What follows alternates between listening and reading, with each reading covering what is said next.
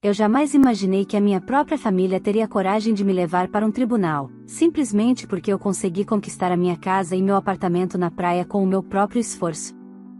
Depois de anos sendo tratada como a filha rejeitada, eles tentaram fazer o inimaginável, exigir na justiça que eu entregasse tudo o que construí para eles, como se minha vida inteira lhes pertencesse. O que eles não esperavam é que, ao fazer isso, acabariam revelando segredos, mentiras e vergonhas que esconderam por décadas, e que tudo viraria contra eles dentro da sala de audiência. Se você quer saber como eu virei esse jogo, e como meus pais e minha irmã mimada começaram a pagar caro pelo que fizeram comigo, escute essa história até o final. Você não vai acreditar no que aconteceu. Olá, seja bem-vindo ao canal Histórias Surpreendentes. Curta e se inscreva nesse canal, aproveite e ative as notificações, comente aqui de qual cidade você está assistindo, vou adorar saber e deixar um coração no seu comentário. Vale lembrar que os nossos vídeos não são relatos reais, são histórias voltadas apenas para o entretenimento. Toda a criação e edição são feitas pelo proprietário do canal. Eu costumava achar que algumas pessoas nasciam simplesmente destinadas a serem invisíveis dentro da própria família. Cresci em Belo Horizonte, numa casa grande que parecia menor a cada ano, não por causa das paredes, mas pela forma como meus pais e minha irmã, Lívia, me comprimiam para dentro de um canto simbólico onde minhas opiniões, escolhas e sentimentos valiam menos que o tapete da sala. Enquanto minha irmã vivia como se estivesse em um palco iluminado, a princesa da família, a que sempre recebia presentes caros, viagens e elogios exagerados, eu me tornava a sombra conveniente. A filha silenciosa. A que estudava demais. A que nunca era suficiente. Quando fiz 17 anos e decidi que prestaria vestibular para engenharia ambiental, meu pai quase engasgou com o café. Por que não escolhe a administração? Trabalharia conosco na empresa. É óbvio. Minha mãe completou com o discurso de sempre: você tem que pensar no futuro da família, não nessas coisas de mato e rio. Já a Lívia riu como quem assiste a uma piada boa. Mana, pra que estudar isso? Você devia aproveitar que papai e mamãe vão te dar tudo. Mas não deram. Nunca deram nada a não ser desprezo calculado e cobranças disfarçadas de carinho. Quando entrei na faculdade federal, meus pais pararam de pagar minha mesada, não por falta de dinheiro, mas por orgulho ferido. Passei a trabalhar como bolsista em pesquisas, a estagiar cedo, a me virar em pensões baratas e ônibus lotados. Enquanto isso, a Lívia desfilava pelo campus da faculdade particular com carro zero e bolsas importadas. Ela não estudava. Ela era estudada, adorada, exaltada. Tudo para ela. Nada para mim. Os anos passaram, e cada conquista me era recebida com indiferença. Quando me formei, nenhum deles apareceu na colação. Quando consegui meu primeiro emprego em uma empresa de consultoria ambiental em São Paulo, houve apenas um boa sorte, você vai precisar, dito com o mesmo tom de quem entrega as últimas palavras a alguém que está prestes a fracassar. Mas não fracassei. Pelo contrário. Cresci, aprendi, economizei. Trabalhei em projetos gigantes, recebi promoções, viajei pelo país avaliando áreas de preservação e implantando soluções ambientais. Fiz meu nome. Fiz minha vida. Fiz o impossível, me tornei alguém que eles nunca imaginaram que eu seria. Aos 32 anos, comprei minha casa no bairro Vila Mariana, um sobrado arejado, com janelas enormes e um quintal onde o silêncio finalmente tinha espaço. Pouco depois, comprei meu apartamento na praia, em Ubatuba, onde eu fugia nos fins de semana para reconectar com o mar. Nunca contei nada para eles. Não por medo, mas por proteção. A paz que conquistei era preciosa demais para ser compartilhada com quem sempre tentou destruí-la. Só que o Brasil é grande, mas as fofocas correm rápido. E bastou uma única foto postada por uma amiga, mostrando a vista do meu apartamento na praia, para minha família descobrir o que eu havia construído. Não demorou 2 dias para meu celular tocar. Era meu pai. A voz firme, autoritária, como se ainda tivesse qualquer controle sobre mim. Você vai transferir sua casa e o apartamento da praia para o nome da família. Você nos deve isso. Nós criamos você. No fundo, ouvi a voz da minha irmã, com aquele tom meloso e irritante: Mana, faz isso logo. Depois você compra outra casa para você. Família vem em primeiro lugar. Eu ri. Ri como quem finalmente entende a piada inteira. Isso jamais vai acontecer. Nunca. Naquela ligação, eles perceberam que eu não era mais a menina calada que eles conseguiam manipular. E foi então que fizeram o impensável, me processaram, exigindo que eu transferisse os imóveis para eles como se tivessem qualquer direito sobre minha vida. Eles entraram naquele tribunal achando que me destruiriam. Mas, naquele momento, eles começaram a pagar caro por tudo o que fizeram comigo. Quando recebi a notificação do processo, fiquei alguns segundos apenas encarando o envelope sobre minha mesa, como se ele pudesse se dissolver caso eu demorasse o suficiente. Mas não se dissolveu. Era real. Meu pai, minha mãe e a minha irmã tinham formalizado judicialmente a exigência absurda de que eu transferisse para eles minha casa e meu apartamento na praia, como se meus bens fossem extensão natural do patrimônio da família. Era quase cômico. Quase. Se não tivesse sido tão cruel. Abri o envelope e comecei a ler. A petição inicial dizia que eu havia adquirido meus imóveis graças à estrutura familiar e que minha ingratidão justificava que tudo fosse colocado de volta no nome da família. Eles alegavam que me sustentaram por anos, que investiram em minha educação, mentira descarada, e que, portanto, eu tinha responsabilidade moral e financeira de devolver o que na verdade lhes pertencia.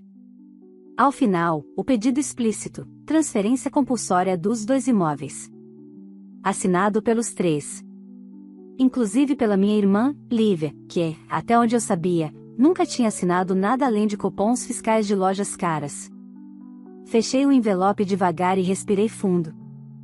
Uma parte de mim queria chorar, não pela agressão em si, mas porque, em algum lugar muito profundo, ainda existia a ferida de nunca ter tido uma família normal. A outra parte de mim, a parte que eu mesma construí, que assumiu o controle. Não era hora de lamentar. Era hora de agir. Liguei para minha advogada, doutora Carolina Menezes, uma das melhores em direito civil e patrimonial de São Paulo, alguém que eu contratara anos atrás quando comecei a construir meu patrimônio. Expliquei brevemente a situação, e ela pediu que eu fosse imediatamente ao escritório. No caminho, enquanto observava a cidade através da janela do Uber, senti algo que não sentia há anos, um fio de raiva queimando por dentro, quente e lúcido. Não por aquilo que fizeram comigo agora, mas por tudo que fizeram durante a vida inteira. Como se tivessem desenterrado, de propósito, cada pedaço de dor que passei tentando superar. Quando cheguei ao escritório, Carolina me recebeu com a calma de quem já viu absurdos piores, mas se impressionou com aquele. Eles realmente querem tomar seus imóveis? Ela perguntou, folheando os documentos. Querem, respondi. E ainda acham que são vítimas. Ela fechou a pasta com firmeza. Isso não vai prosperar. Mas prepare-se, eles vão tentar transformar isso num circo emocional. Pessoas assim não suportam ver alguém que consideravam inferior se dar bem. Concordei. Era exatamente isso. Eles nunca suportaram a ideia de que eu pudesse viver bem sem depender deles. Para meus pais, ser independente era sinônimo de ingratidão. Para minha irmã, significava simplesmente que eu não tinha utilidade. Carolina começou a me explicar a estratégia, contestação, provas, testemunhas, histórico financeiro, tudo para deixar claro que eles jamais contribuíram com meus estudos, minha formação ou qualquer parte do que construí. Você não tem nada a temer, que ela garantiu. Mas prepare-se para revê-los. Eles vão comparecer à audiência. Meu estômago apertou. Não de medo, mas de algo que eu aprendi a reconhecer, nojo. Era a sensação de encarar pessoas que sempre te olharam como se você fosse um peso morto na família. Pessoas que só acreditam no seu valor quando podem se aproveitar dele. Naquela noite, fui para o meu sobrado na Vila Mariana e sentei na varanda, olhando as luzes da cidade. Lembrei do dia em que assinei os papéis daquela casa. Lembrei da paz que senti ao entrar pela primeira vez naquele lugar que finalmente era meu. Cada centímetro daquele lar tinha sido conquistado com suor, estudo, noites viradas e escolhas difíceis. E agora eles achavam que poderiam simplesmente pegar tudo porque, na cabeça deles, eu devia minha vida inteira à família. Não deviam saber que eu anotei cada centavo que paguei durante a faculdade. Não deviam saber que as bolsas e estágios que me sustentaram eram frutos do meu esforço, não deles. Não deviam saber que, enquanto eles me ignoravam, eu construía algo sólido, dia após dia, em silêncio. E agora queriam arrancar isso de mim. Olhei para o céu nublado e senti algo crescer dentro de mim. Não era tristeza. Era força. Era como se todas as versões mais jovens de mim, a menina que chorou escondido, a universitária que pegava ônibus às 6 da manhã, a recém-formada que ouvia previsões de fracasso, estivessem finalmente dizendo juntas, agora chega. A audiência estava marcada para dali a 3 semanas. E se eles achavam que iriam me destruir, não tinham ideia do que os esperava. Os dias que antecederam a audiência passaram em uma mistura de silêncio e inquietação. Eu seguia minha rotina no trabalho, analisando relatórios ambientais, coordenando equipes, viajando para visitas técnicas, mas, por trás de cada tarefa, havia a sombra constante daquilo que estava prestes a acontecer. Não porque eu duvidasse da justiça, mas porque sabia que enfrentaria pessoas capazes de qualquer coisa quando sentem o próprio ego ameaçado. Na semana anterior à audiência, Carolina me chamou para uma reunião final de preparação. Quando entrei na sala dela, encontrei uma mesa repleta de documentos, contratos de compra, comprovantes de transferência, extratos bancários, declarações de imposto de renda, tudo perfeitamente organizado. Eles vão tentar invalidar sua independência, ela explicou. Vão dizer que você teve ajuda deles. Então vamos provar, ponto por ponto, que você construiu sua vida sozinha. Sentei-me e comecei a revisar cada documento. Ali, diante de mim, estavam os últimos 15 anos da minha vida traduzidos em números, assinaturas e comprovantes. Cada emprego, cada bolsa, cada promoção, cada parcela paga, tudo estava registrado. Era quase poético, e enquanto minha família construía narrativas falsas, eu havia construído fatos. Carolina respirou fundo e apoiou os cotovelos na mesa. Eles contratam um advogado agressivo. Daqueles que tentam desestabilizar emocionalmente para ver se você contradiz algo. Não caia na armadilha. Ela sorriu de leve. Você tem mais controle emocional do que muita gente imagina.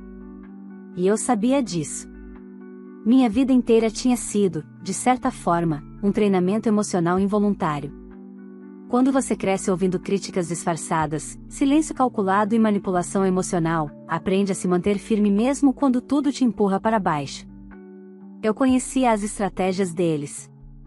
2 dias antes da audiência, recebi uma ligação inesperada, minha prima Clara. Ao contrário do resto da família, ela nunca me tratou mal. Mas também nunca se envolveu nos conflitos. Fiquei sabendo do processo, ela disse, com hesitação. Sinto muito. Isso é absurdo. Agradeci. Conversamos por alguns minutos, e então ela comentou algo que me fez parar. Sua mãe está confiante. Ela vive repetindo que vocês vão recolocar as coisas no lugar. Diz que você precisa lembrar quem manda. O velho discurso. O velho mundo deles. O universo onde eu era uma peça que deveria se encaixar sem questionar. Ela continuou, e a Lívia? Perguntei. Clara hesitou. Anda dizendo que vai ficar com o apartamento da praia. Está contando para todo mundo como se já fosse dela. Minha respiração ficou mais pesada. Não por medo, mas por indignação pura. Eles realmente acreditavam que tinham o direito de tomar o que construí. Não entendiam a gravidade do que estavam fazendo, ou entendiam perfeitamente e não se importavam. Quando desliguei, senti algo dentro de mim se realinhando. Não era mais apenas sobre ganhar a ação.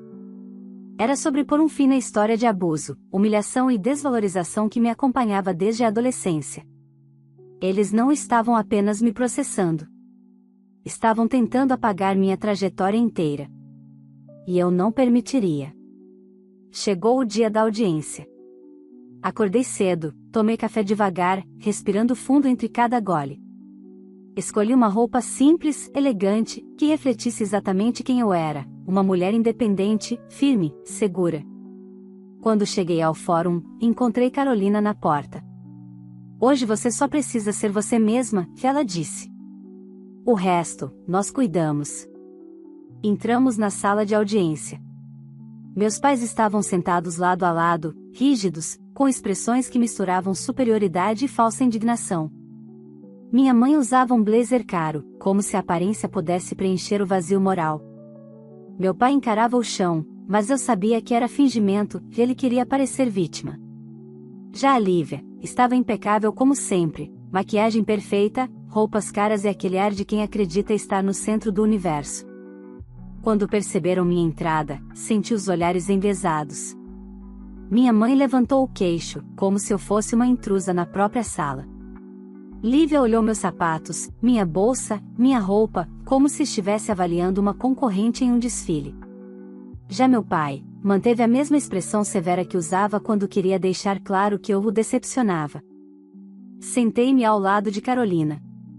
O coração batia firme, mas não de nervoso. De determinação. Quando o juiz entrou, todos se levantaram. Ele era um homem de meia idade, olhar firme e expressão que mostrava que não tinha paciência para dramas. Ótimo! Aquilo jogava a nosso favor. A audiência começou com o advogado da minha família apresentando o caso. Ele falava como se estivesse descrevendo uma filha ingrata, criada com luxo e conforto, que agora se recusava a retribuir o investimento dos pais. Mencionar-lhe ingratidão foi a cereja da arrogância. Eu observava meus pais concordando com pequenas inclinações de cabeça, como se a narrativa deles fosse a única possível. Mas então, quando chegou nossa vez, Carolina se levantou e abriu o primeiro documento. Meritíssimo, o que será demonstrado hoje é simples. A autora é uma mulher adulta, independente, que conquistou seus bens exclusivamente com seu próprio trabalho. A família não só não contribuiu com sua formação, como a impediu e sabotou emocionalmente por anos. A ação movida pelos réus não tem base legal, moral ou factual. A sala ficou em silêncio. Aquele seria o primeiro golpe, de muitos, que ainda estavam por vir. Carolina iniciou sua apresentação com a precisão de uma cirurgiã. Cada frase era um corte limpo, profundo e impossível de ignorar. Ela não usava palavras para enfeitar, usava como armas. Eu observava o juiz acompanhar cada ponto com atenção, enquanto meus pais e minha irmã começavam a trocar olhares inquietos. Era a primeira rachadura real na confiança arrogante deles. Aqui estão, Carolina prosseguiu, cópias das declarações de imposto de renda da minha cliente desde os 18 anos de idade.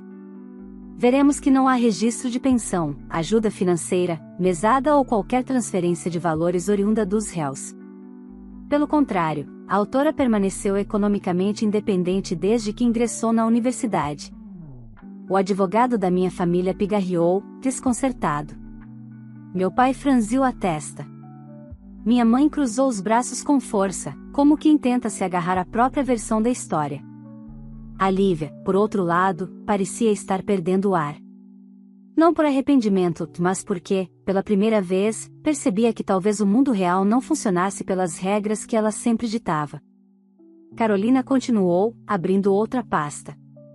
Estes são os contra-cheques da autora, comprovantes de estágios, bolsas de pesquisa e salários acumulados ao longo dos anos. Aqui estão as cartas de recomendação de antigos supervisores, registros de contratos, extratos de poupança e investimentos. Tudo construído exclusivamente por mérito próprio. Meu pai balançou a cabeça e murmurou algo para o advogado, que corou e tentou se recompor. A juíza ergueu uma mão. Silêncio, por favor. Continuem. Carolina então exibiu a parte que eu sabia ser definitiva, os documentos de compra dos imóveis. Esta é a escritura da casa adquirida na Vila Mariana. Aqui está o contrato de financiamento, o histórico de pagamentos, a aprovação bancária e os extratos comprobatórios. Todos no nome da autora. Sem participação dos réus. Ela virou outra aba. E está a escritura do apartamento em Ubatuba. Compra à vista parcial, complementada com financiamento. Também no nome exclusivo da autora. Sem vínculos familiares, sem procurações, sem doações, sem qualquer aporte dos réus. A juíza examinou tudo com um olhar clínico. Meus pais estavam empalidecidos, como se cada documento retirasse deles um pouco da segurança construída em mentiras convenientemente repetidas dentro de casa durante anos. A voz da juíza cortou o silêncio. Diante desses documentos, pergunto aos réus: vocês têm provas de que contribuíram financeiramente para que a autora adquirisse esses bens? O advogado deles engoliu seco. Meritíssima, a contribuição foi moral, afetiva, familiar. Eu quase ri. Quase. A juíza ergueu uma sobrancelha. Contribuição afetiva não transfere titularidade de bens. Ela se virou para meus pais. Vocês têm extratos? Comprovantes? Transferências bancárias? Qualquer documento que comprove participação financeira. Silêncio. Longo. Embaraçoso. A juíza insistiu: alguma prova? Minha mãe, com voz cortante, respondeu: não está escrito, mas é evidente que investimos na criação dela. Isso vale mais do que dinheiro. Carolina se levantou novamente, com postura impecável. Meritíssima, a criação mencionada pelos réus inclui expulsões emocionais, abandono afetivo e anos de negligência comprovada por testemunhas, mensagens e ocorrências escolares. Se for necessário, podemos apresentar tudo. Meus pais arregalaram os olhos. Liv abriu a boca, chocada, talvez por perceber que, ao levar tudo para a justiça, também expuseram toda a história vergonhosa que sempre fizeram questão de esconder. A juíza fez uma anotação lenta e firme. Vamos ouvir a autora. Meu coração bateu mais forte. Não de medo, mas de uma estranha sensação de libertação. Passei tantos anos calada, engolindo críticas, ignorando provocações, sobrevivendo sem reconhecimento, que finalmente poder falar era quase sagrado. Levantei-me. Meritíssima, comecei, segurando a respiração apenas por um segundo, que eu construí tudo sozinha. Desde a faculdade, cada passo meu foi com recurso próprio. Trabalhei em 3 empregos ao mesmo tempo, fiz iniciação científica, ganhei bolsas de mérito. Nunca recebi apoio financeiro dos meus pais. Pelo contrário, quando escolhi minha área de estudo, eles cortaram qualquer tipo de ajuda. Fui chamada de ingrata, irresponsável e incapaz. Respirei fundo, sentindo meus olhos queimarem, não de tristeza, mas da intensidade da verdade. Passei anos ouvindo que eu fracassaria. Passei anos sendo tratada como um fardo, como um erro. E quando finalmente consegui algo, quando construí meu lar, eles tentaram tirar isso de mim. Não porque precisam, mas porque não suportam ver que eu fiz tudo sem eles. Olhei para meus pais. Pela primeira vez na vida, eles desviaram o olhar. Esses imóveis, continuei, são fruto do meu trabalho. Das minhas escolhas. Do meu esforço. E eu não devo nada a quem nunca me ofereceu nada além de desprezo. Silêncio absoluto. A juíza me observava com atenção. Então, virou-se para o advogado dos meus pais. Gostaria de fazer alguma pergunta? Ele hesitou. Olhou para meus pais. Olhou para a pilha de documentos incontestáveis sobre a mesa. Engoliu seco. Não, meritíssima. Foi ali, naquele segundo exato, que algo mudou. Era como se a estrutura inteira do império familiar baseado em manipulação e controle tivesse começado a desmoronar diante deles, pedra por pedra. E eu? Eu estava finalmente do lado de fora, assistindo tudo ruir sem levar comigo nem um único fragmento. A audiência avançava rápido, como se algo inevitável estivesse prestes a acontecer. Pela primeira vez, eu vi a minha família desconfortável, percebendo que talvez a confiança deles não resistisse ao peso da verdade. A juíza pediu para ouvir cada um dos réus, e meu pai foi o primeiro a se levantar. Ele tentou aparentar firmeza, ajeitou o paletó e lançou o velho discurso de autoridade. Sempre dei tudo para minhas filhas. Esperávamos que ela retribuísse. É assim que funciona numa família, disse. A juíza o interrompeu com frieza. Retribuir, de que forma, senhor? Ele hesitou, incapaz de explicar. Carolina aproveitou. Transferir imóveis de alto valor sem qualquer justificativa legal? Meu pai desviou o olhar. Então chamaram minha mãe. Ela caminhou até a cadeira como quem é obrigada a interpretar um papel dramático. Nós sempre prezamos pela união, começou. O que machuca é a ingratidão. A juíza cortou rapidamente. A senhora contribuiu financeiramente para a compra dos imóveis? Ela piscou, surpresa. Eu dei apoio moral. Presentes. Alimentação. Carolina foi precisa. Presentes de aniversário não pagam imóveis. A expressão da minha mãe desmoronou. Por fim, chamaram a Lívia. Ela tentou entrar com a mesma pose de segurança de sempre, mas suas mãos tremiam. Por que acredita ter direito aos bens da sua irmã? Perguntou a juíza. Porque, sem nossa estrutura, ela não teria chegado onde chegou, respondeu, como se fosse óbvio. A juíza ergueu uma sobrancelha. Estrutura concreta ou abstrata? Lívia ficou muda. Carolina pediu a palavra. Se falarmos de estrutura emocional, podemos apresentar registros de terapia da autora sobre rejeição familiar e assédio emocional. Lívia empalideceu. A juíza fechou a pasta com firmeza. Já viu o suficiente. Ela olhou diretamente para meus pais. Há alguma fundamentação legal para exigir bens adquiridos exclusivamente pela autora? Silêncio absoluto. Eles se entreolharam, perdidos. Pela primeira vez, vi minha família sem a máscara de poder. Vi 3 pessoas tentando sustentar uma mentira tão frágil que não resistia a uma única pergunta objetiva. A juíza anunciou: vamos para a fase final da audiência. Meu coração acelerou, mas eu estava serena. Minha mãe começou a chorar discretamente. Lívia tentava salvar a maquiagem. Meu pai respirava fundo, tentando resgatar a autoridade que sempre acreditou possuir. Mas nada disso importava mais.